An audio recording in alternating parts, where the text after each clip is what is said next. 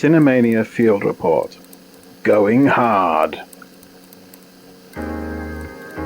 Remember those carefree days of youth? Golden summer days, free of all responsibilities except making the stickball game with the guys in the old abandoned lot, or delivering papers for quarters on your push bike. Ah yes, the good old days, the salad days, running through golden fields of corn, apple pies, letting off fireworks on the 4th of July and sipping bottles of icy cold Tab Clear. Memories we can all look back on with fondness, together. Well, admittedly, my youth wasn't much like that. To me, July the 4th just meant the day the Anglo-Zulu War ended with the Battle of Ulundi in 1879. Don't look it up, it's not pretty. And it wasn't so much apple pie and Tab Clear as a walk to the local corner shop for a packet of Monster Munch crisps with a Panda Pop to wash it down. They tasted shit, but you'd get change out of a quid, and you just can't argue with that kind of value for money. Whatever side of the pond you happen to have grown up on, be it your side or the right one, there's something we do share in common, however, and that's sitting down on a Saturday morning to indulge in a great glowing helping of Saturday morning cartoons. Now, I'm not here to talk about when cartoons actually became good in the 90s, after Batman came along and made everyone want to live in the Depression era, or the X-Men demonstrated that you could actually tell a kick-ass story with screaming electric guitars and kids would lap it up. I'm thinking about the ones that were shoved out to sell toys. Adverts stretched out into an episode with no pretensions of having any real value. The kind of stuff was found in a very specific time in Western culture, a moment in history which scholars and students of history tend to refer to as the 80s. Cartoons weren't new, of course. In fact, they were as old as filmed media, but the development of the cartoon went through several distinct chapters. Allow me to explain. In the 1920s and 30s, you had what I like to call the jazz era. Black and white cartoons, which were intended as light entertainment, usually shown before a film reel. That meant they had to appeal to a modern movie audience. These shorts were often based on newspaper comics and famous singers and dancers of the day. You had Betty Boop shimmying her little thing along to Cab Calloway, for instance, and cartoons were as likely as not to contain thinly veiled drug references, weird visuals, and a lot of jazz and swing music. It was a time when the medium was not entirely divorced from the same artistic drives as the movies themselves, and although the cartoon was, more or less, a childish thing, they had a definite grown-up sensibility at times. It wouldn't be surprising to see political references or dancing skeletons. Violence and indiscriminate sensuality were, if not on the surface, still present and correct. Move on through the 1940s to the 1960s, and I call it the vaudeville age. You can't escape the influence of vaudeville and the screen comedies that the cartoonists themselves would have grown up on. Bits performed by the Marx Brothers were referenced wholesale, and cartoons would steal liberally from both low and highbrow art. Take Bugs Bunny, for example. He became a direct send-up of Clark Gable in the 1934 comedy classic It Happened One Night, and that would have been immediately obvious to movie fans of the day. And it's the reason people still believe rabbits like carrots. They don't, by the way. Leafy greens, if you please. Sure, you'd see Tom chasing Jerry around a concert hall in a purely slapstick manner, but Tom was also playing Franz Liszt on the piano while it was going on. And who can forget the time dear old Bugs and Elmer Fudd introduced us all to the thunderous work of Wagner. Cartoons were firmly for kids by now, but along with the chuckles, they would also deliver a working knowledge of classical music and real cinema. This was when a cartoon short could win an Oscar, and no one thought that was at all odd. By the end of the 70s, things were changing fast. Star Wars had arrived, and with it came merchandising. Now we're in the blockbuster era. Toys were a bigger business than ever before, and toy makers realized that a cheaply made, easily syndicated cartoon could shift toys better than any advertisement. A cartoon could provide a backstory to hook kids in, and they would reliably demand the relevant toys at Christmas to play out what they had seen on screen in their own homes. For the merchandising moguls, it wasn't necessary to tell a good story. Any old thing would do, just so long as kids got hooked and the plastic tap got shifted off shelves. However, the toy makers weren't the only influence in play here.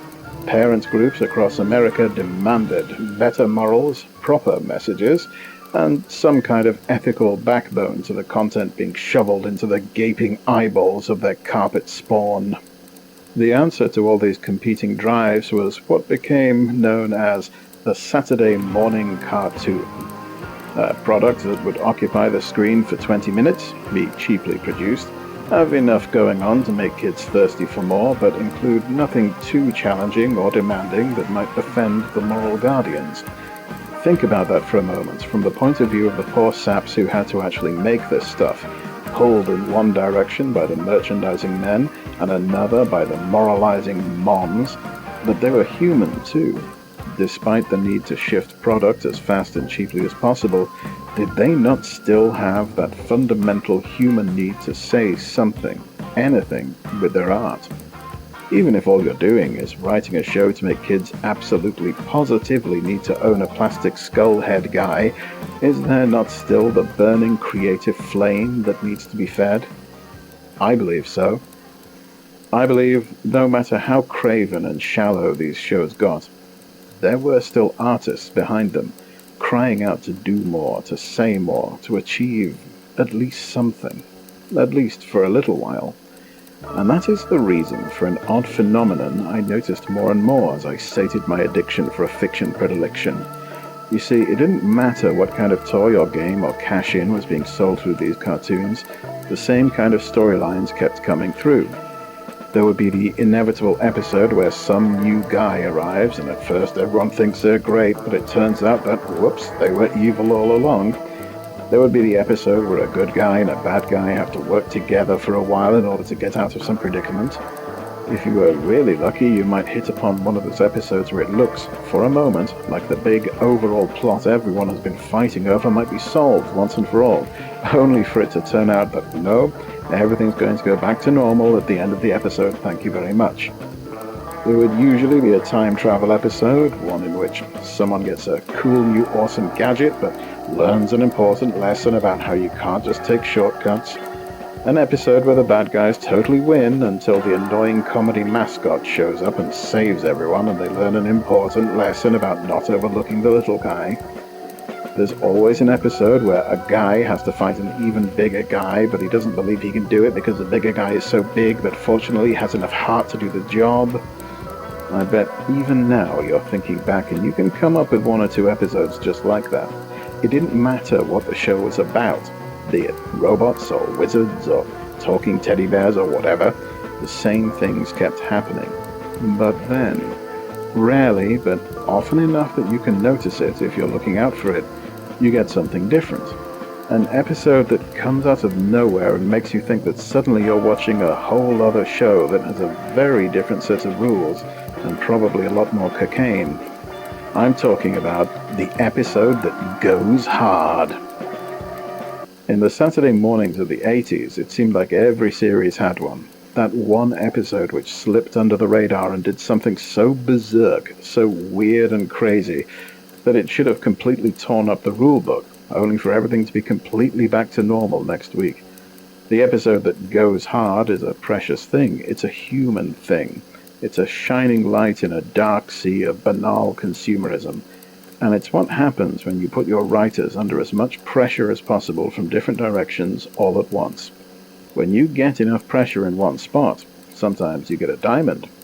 Other times you get an unholy mess that smells horrible and is the reason no one wants to use that office anymore. Don't believe me? I suppose you think I'll leave it there, having fascinated you this much, and not go through some of the more exquisite examples. Well, you're wrong, because we're in this together, and you're going to go so hard with me right now that you wouldn't believe, buddy. Come with me now as we go hard together. The most common kind of episode that Goes Hard. This one where the production team had all the right intentions, but they just ended up taking on a subject that really didn't work out the way it should have. Usually this is an attempt to deal with a very important message that they want to tell the kids. Every cartoon wanted to pass along good lessons, but really, is Saturday morning the time to have a discussion about drug use with a candy-frazzled 10-year-old?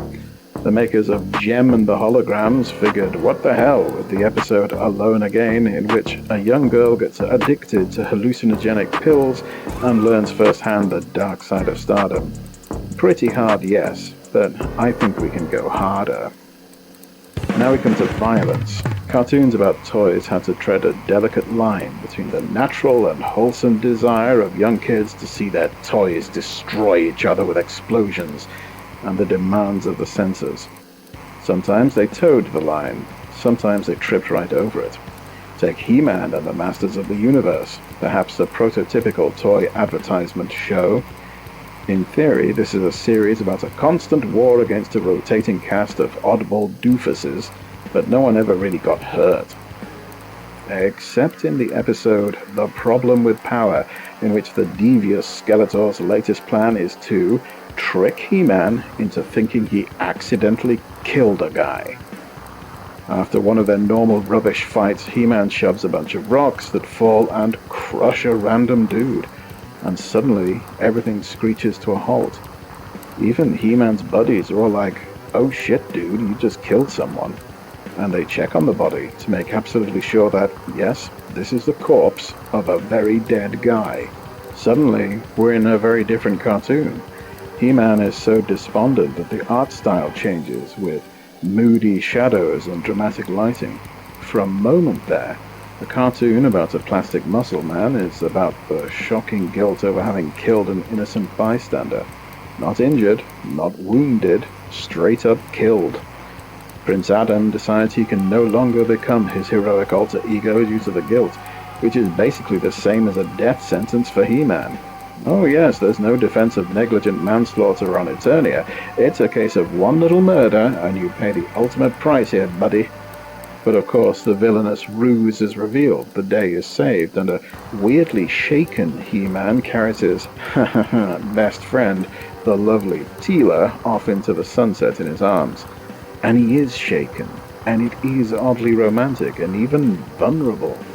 Just for a moment, they stopped being about the toys. They were about violence, consequences, and sex. They went hard. Alternatively, a cartoon may find itself going hard by accident, by simply not thinking through the consequences of what they're saying. I loved the Transformers. You loved the Transformers. We all love the goddamn Transformers, but sometimes they really should have stopped, put down the crack pipe, and taken a second look at the script.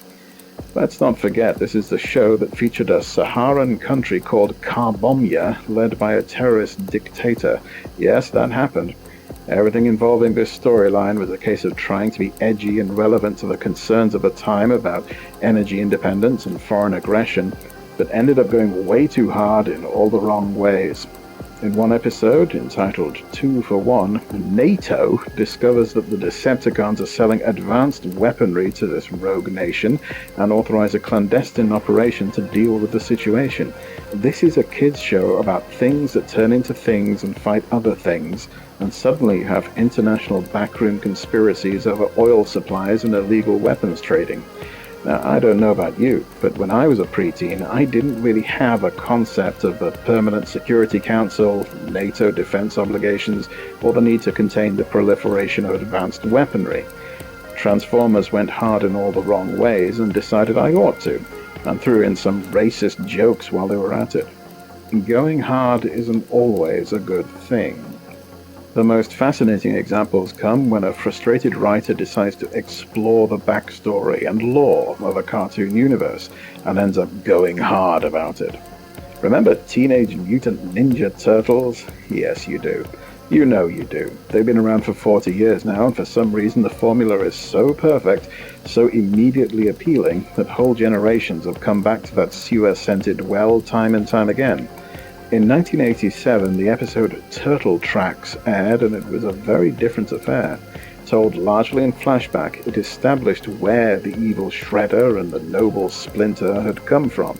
It turns out they had been actual normal dudes, albeit members of a secretive Japanese ninja clan, who had started a blood feud involving attempted murder, honor betrayed, a knife placed in an incriminating position that could not be explained away. This was a show about brightly color-coded green mutant dudes who have party times and are cool but crude, and here we are in Japan dealing with honor and attempted murder and betrayal. It was almost operatic just for a moment. There is, of course, a surprisingly lengthy and deep lore behind the show coming from the far more edgy independent comics that spawned it, yet there had been no need to address any of that. We as kids would have been perfectly happy with our radical hijinks and monsters of the week. There was no reason to go so hard, but they did. It was for a few minutes out of a whole season, but they did. Possibly one of the most obscure examples of a lore dump that goes hard comes from the deepest recesses of my memory, and perhaps the oddest of places, the House of Mouse. Disney wanted to get involved in the Saturday morning serial craze as much as anyone, and they fully intended to dominate the way Disney always did. Show after show came along which carved their way into our collective memories. You have your Rescue Rangers and your DuckTales and so forth. Quality entertainment, sure, but not exactly intended to be very deep. Then you had the also-rans, shows that were pretty good for a season or two but simply didn't have longevity to stick around. One of them was, and I'm not making this up, a show about cartoon bears who bounce around in a forest. They are the gummy bears, so the theme tune assured us. It was your standard fantasy fare, with knights, castles, evil wizards, and blah blah blah, all the usual stuff. There was a grumpy bear and a fat bear and a kid bear, who cares? But I remember watching the episode Light Makes Right, which begins with a lore dump out of nowhere, establishing that the titular band of bears are actually the last remaining descendants of an ancient and highly advanced society that fled from a genocidal conflict, leaving behind only these degenerate remnants who barely remember their own history. These ancients had left behind fabulous machines, long forgotten now, one of which was a communications device that doubles as a doomsday laser weapon. In a stroke, this cutesy fantasy show about getting the best of the villainous bad guys each week suddenly became the story of apocalyptic survivors who cling to a hope of one day reuniting with their ancient forebears. It's basically pretty much the fall of Numenor from Tolkien's Silmarillion told in cartoon bear format. There was literally no need for that. We were fine with the setup established in the theme tune. Castles, villains, knights, cartoon bears, it was fine. We didn't need the genocide. I could go on, I really could, because in all of these cheap throwaway cartoon serials, there always seem to crop up these rare episodes that go hard for no apparent reason. They are glimpses of another world. A world in which capitalism and censorship didn't shackle us at every turn, and our artists and writers were free to explore whatever wild abandon took their whims.